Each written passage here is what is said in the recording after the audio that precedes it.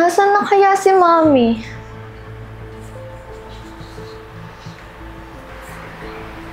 Mami!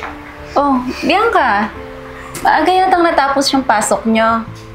Asan si Angel? Mami, alam ko na po yung sakit ni Angel. Bakit niyo po tinago sa akin? Bianca, sana maintindihan mo kung bakit hindi ko muna sinabi sa'yo. Si Angel kasi gusto niya, huwag ko muna pagsabi.